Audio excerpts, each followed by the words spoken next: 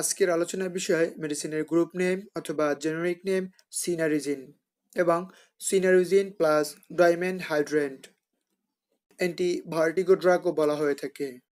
Indication আর নির্দেশনা অথবা কি রোগের জন্য এই মেডিসিন দিয়ে থাকে। এটি বিভিন্ন রোগে দেওয়া হয়। তার ভিতরে উল্লেখযোগ্য অথবা মোস্ট অফলি মাথা ঠান্ডা রাখার জন্যই বেশিরভাগ রোগের ক্ষেত্রে দেওয়া হয়ে থাকে।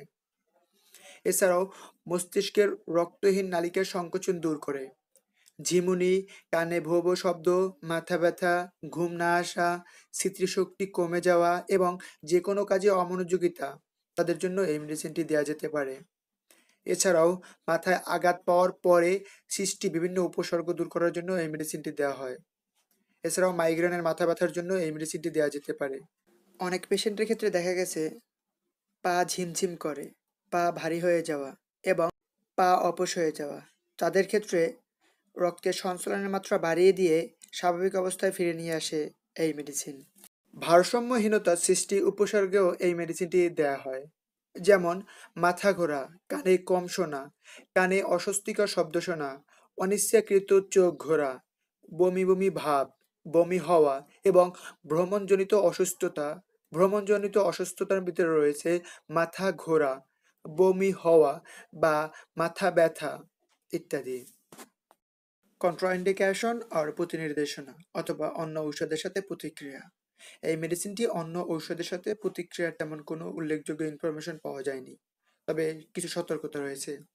যাদের কিডনি, লিভার এবং প্রোস্টেট গ্ল্যান্ড যাদের বড় এবং যাদের চোখে গ্লুকোমা আছে, তাদেরকে এই বিষয়টি উল্লেখ করে ডাক্তারের সাথে আলোচনা করে মেডিসিনটি সতর্কতার সাথে গ্রহণ করুন। ডোজ অ্যান্ড অ্যাডমিনিস্ট্রেশন আর মাত্রা ও ব্যবহার বিধি। কখন কিভাবে এই মেডিসিন আপনি খাবেন, এই বিষয়টি সম্পূর্ণ নির্ভর করবে রোগ, রোগী এবং ডক্টরের উপরে। তারপরেও কিছু বেসিক কথা আমি বলছি। একটি করে দিনে ৩ বার অথবা ১৫ মিলিগ্রাম করে দিনে ৩ বার, এটি হলো স্বাভাবিক মাত্রা অথবা ম্যাক্সিমাম রোগীর ক্ষেত্রে দেওয়া হয়।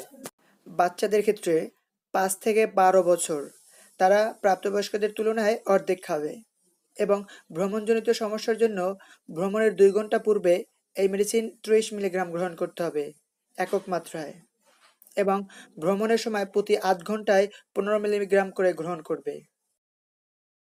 সাইড এফেক্ট আর পার্শ্ব প্রতিক্রিয়া অথবা কি উপসর্গ দেখা দিতে পারে এই মেডিসিন খেলে।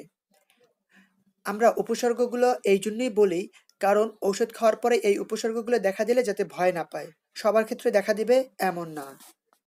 উপসর্গগুলো হলো স্কিনটা ড্রাই হয়ে যেতে পারে, ঘুম ঘুম ভাব থাকতে পারে, মুখ শুকিয়ে যেতে পারে, প্রস্রাবে একটু সাময়িক সময়ের জন্য সমস্যা দেখা দিতে পারে, গ্যাস্ট্রিকের সমস্যা দেখা দিতে পারে ইত্যাদি।